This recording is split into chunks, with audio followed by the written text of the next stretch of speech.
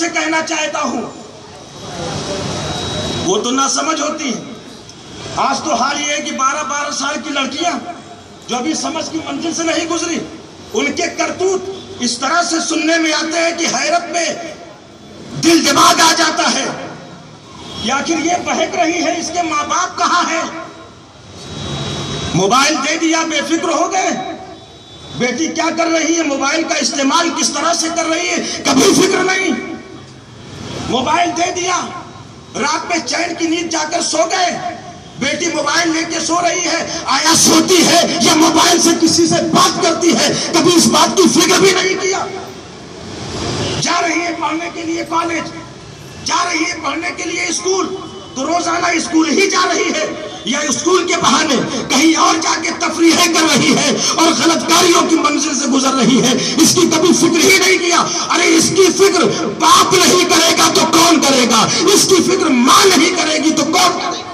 ये माँ बाप की जिम्मेदारी है और सबसे पहले माँ की जिम्मेदारी है। इसलिए कि बाप तो घर से सुबह में से निकल जाता है काम के लिए, दिन भर माँ होती है। बेटी की एक्टिविटी सबसे ज्यादा माँ की निगाह के सामने होती है, तो माँ को देखना चाहिए बेटी घर में क्या कर रही है। माँ को देखना चाहिए बेटी के पास अगर मोबाइल है, तो मोबाइल का इस्तेमाल गलत कर रही है या सही कर रही है।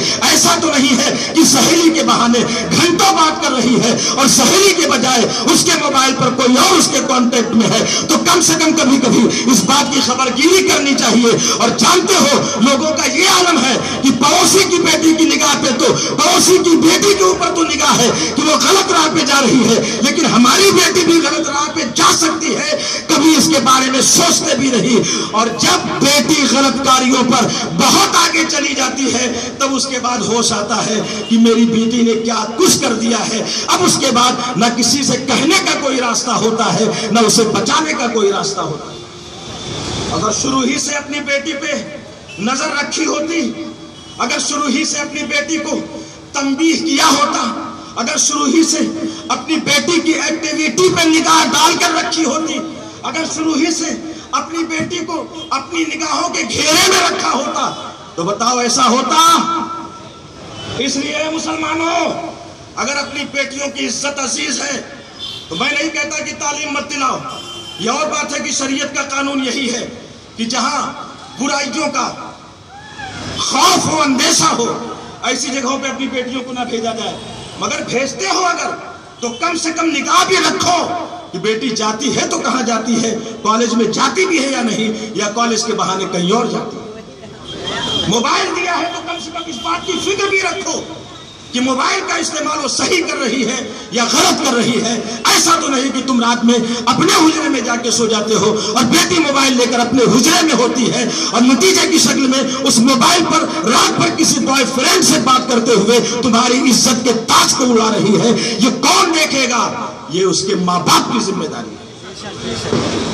मगर तुम्हारा ये हाल है, बेफिक्र हो गए।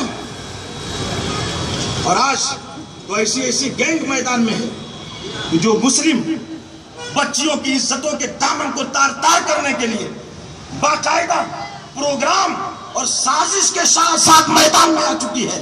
अगर अब भी तुमने अपने आप को होश के दायरे में नहीं लाया, तो नतीजे की शक्ल में समाज की बहू बेटियों की इज्जतें तार तार होती रहेंगी और समाज का सर शर्म से झुकता रहेगा।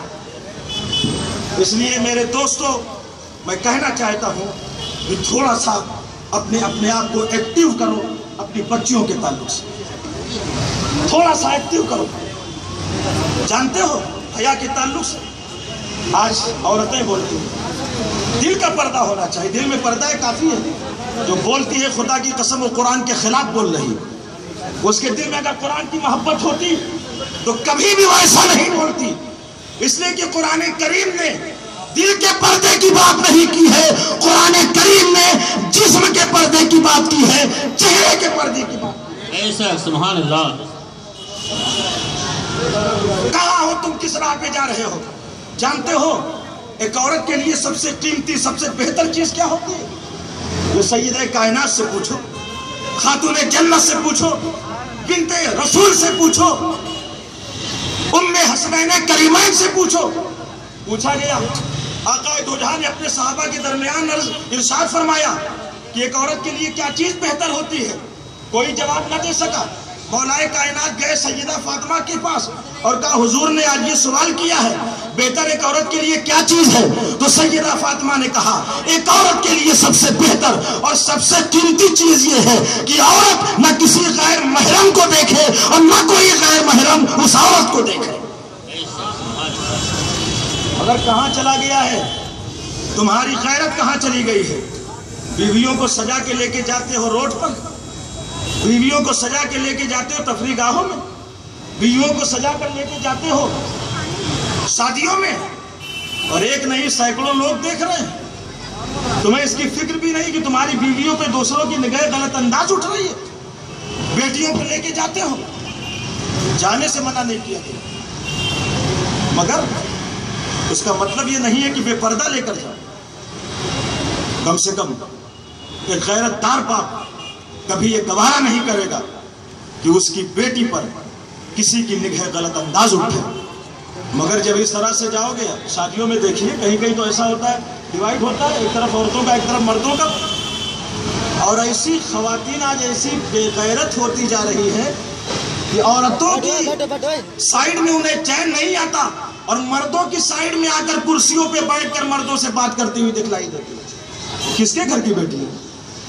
ظاہر سی بات ہے کہ سماج ہی میں سے کوئی ہوگا نا جس کے گھر کی بیٹی ہوگی. اس لیے اے مسلمانوں, اسلام کے اصول کو پہچانو, اسلام کے قانون کو پہچانو. ایک عورت کے لیے سیدہ فاطمہ کے قول کے مطابق ایک عورت کے لیے بہتر یہ ہے کہ نہ کوئی غیر محرم